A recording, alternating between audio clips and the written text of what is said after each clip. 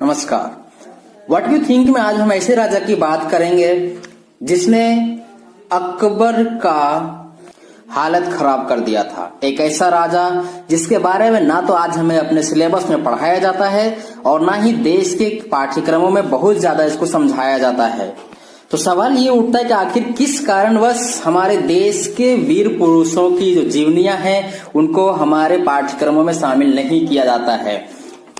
इसलिए आज हम इनके जीवनी को देखेंगे और इसमें हम पाएंगे कि अकबर जैसा राजा जो महाराणा प्रताप से डरता था, वो अकबर जिसको महाराणा प्रताप ने घुमा घुमा के पूरे भारतवर्ष में मारा था, वो अकबर जो पूरे भारतवर्ष को अपने कब्जे में करने वाला राजा एक छोटे से राज्य मेवाड़ को महाराणा प्रताप से जीत नहीं पाया था, वो अकबर राजा जो महाराणा प्रताप तो क्या, उनके एक हाथी जिनका नाम राम प्रसाद था, उसका भी सर अपने पैरों में झुकवा नहीं पाया था।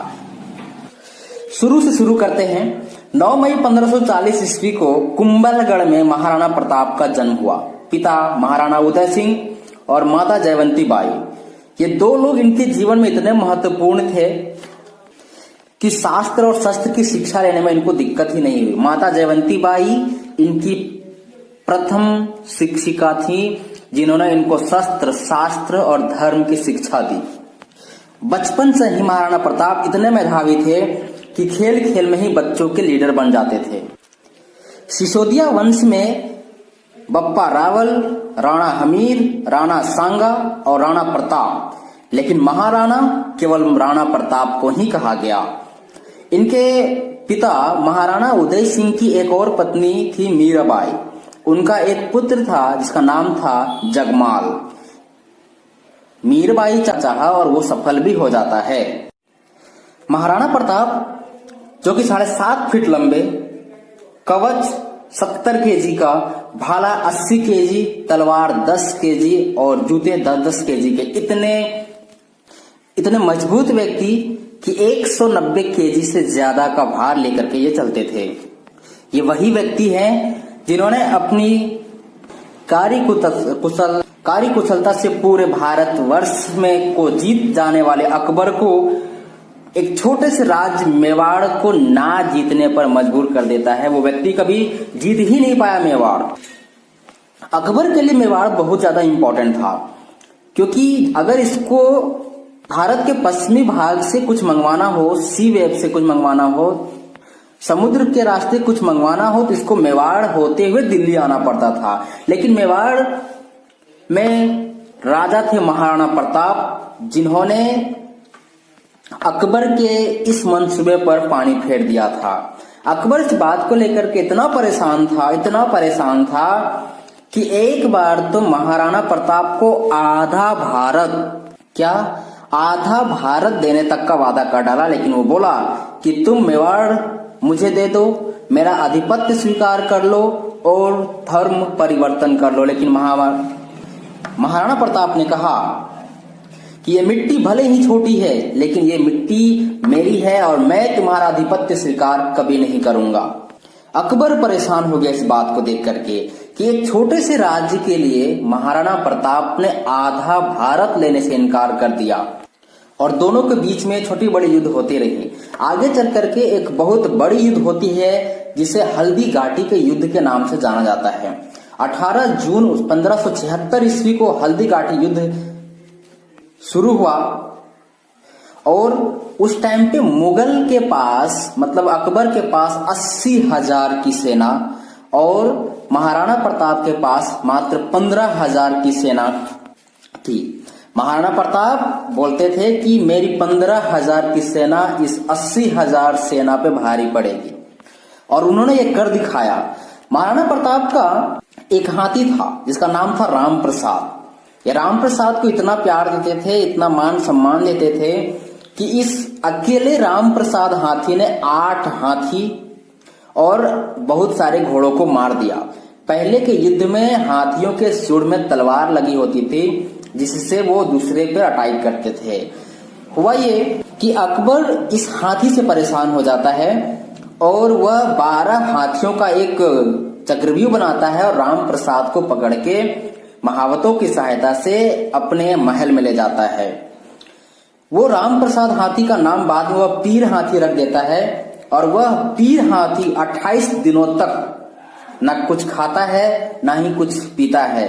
वह अपने राजा महाराणा प्रताप से बिछड़ने के वियोग में अंततः 28 दिन के बाद वो प्राण त्याग कर देता है।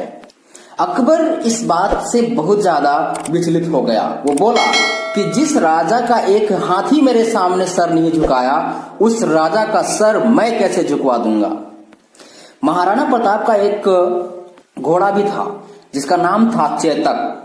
ये नीले रंग का अफगानी चेतक घोड़ा इतना तेज, इतना शार्प कि वह अपने राजा के लिए जान भी दे सकता था। और यही वह घोड़ा था जिसने अपने राजा के लिए एक बहुत बड़ी नाले को टाप करके उसकी जान तो बचाता है, लेकिन यह अफगानी घोड़ा जिसका नाम चेतक था, अंततः उस छलांग के कारण से उसकी मृत्यु हो जाती है। इसी हल्दी घाटी युद्ध में एक बहलोल खान नामक अकबर का एक सेनापति था। महाराणा प्रताप ने इस घोड़े समेत काट डाला था और जब अकबर इसको इस बात की पता चली तो उसकी रातों की नींद हराम हो गई। वो बोलता था कि सोने से पहले महाराणा प्रताप का मेरे सामने कोई नाम नहीं लेगा, नहीं तो वो रातों में आकर के हमको डराएगा, सपनों में आके डराएगा। अकबर को इतना डर था कि वो इस हालत तक आ गया था। बाद में 1580 ईस्वी में उसका एक और जनरल जिसका नाम था अब्दुल रहीम खान खाना, जो 1580 ईस्वी में फिर से महाराणा प्रताप के साथ युद्ध किया, अंततः वहां भी वो हरा नहीं पाया। इतने सारे युद्ध होने के बावजूद एक भी युद्ध में महाराणा प्रताप के साथ अकबर का सामना नहीं हुआ था। अकबर डरता था कि कहीं महाराणा प्रताप कहीं उनके पास गया तो वो अपने तलवार से 2 भाग में काट डालेंगे। अंततः अकबर ये बात समझ गया कि हम महाराणा प्रताप को हरा नहीं पाएंगे और वो भारत के अन्य भाग में, पूर्वी भागों में वो अपना ध्यान आकर केंद्रित करने लगा। बाद में ये हुआ कि महाराणा प्रताप एक बार शिकार पे गए थे जहां पे एक बाघ के हमले से वो घायल हो जाते हैं और उनका मृत्यु हो जाता है। महाराणा प्रताप के इस मृत्यु का समाचार सुनकर के अकबर को बहुत दुख हुआ, क्योंकि अकबर ये जानता था कि केवल एक राजा ऐसा जिससे हमने नहीं हरा पाया, और एक ऐसा राजा जो अपने देश, अपनी आन मान सम्मान के लिए आधा भारत लेने के लिए इनकार कर दिया था। अकबर को अपने पूरे जीवन काल में इस बात का खींच रहा कि वह महाराणा प्रताप को हरा नहीं पाया। अंततः बाद में उनकी मृत्यु हो गई और अकबर वापस अपने अन्य क्षेत्रों पर ध्यान देने लगा। अब्राहम लिंकन जब भारत आ रहे थे तो उनकी मां ने कहा कि तुम हल्दी घाटी का मिट्टी लेकर के आना, मैं उस मिट्टी को देखना चाहती हूं कि वह कौन सा राजा था जिसका नाम महाराणा प्रताप है, जो अकबर के आधा भारत देने के प्रपोजल को भी उसने ठुकरा दिया था। मैं उस मिट्टी से उस व्यक्ति को स्पर्श करना चाहूंगी जिसने इतने बड़े प्रपोजल को अपनी मान सम्मान के आगे बिल्कुल सामान्य और जीरो समझा। ऐसी शख्सियत थे हमारे महाराणा प्रताप। फिर भी हमारे देश के पाठ्यक्रमों में, हमारे सिलेबसों में इस व्यक्ति के बारे में, इस महान राजा के बारे में पढ़ाया नहीं जाता और ना ही बहुत ज्यादा बताया जाता है।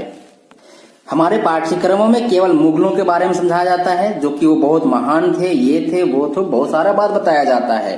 परंतु फिर भी हमारे देश में पैदा हुए इन महान राजाओं को, उनकी जीवनियों को हमारे पाठ्यक्रम में शामिल किया जाना चाहिए, ताकि हमारे आने वाले पीढ़ियां इस बात को समझ सकें।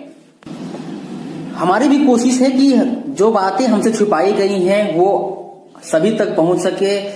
आप इस बारे में क्या सोचते हैं? क्या इनके बारे में हमारे पाठ्यक्रम में बहुत विस्तार से नहीं पढ़ाया जाना चाहिए? आप क्या सोचते हैं? इस व्हाट यू थिंक के यूट्यूब चैनल के कमेंट बॉक्स में आप हमें कमेंट कर सकते हैं।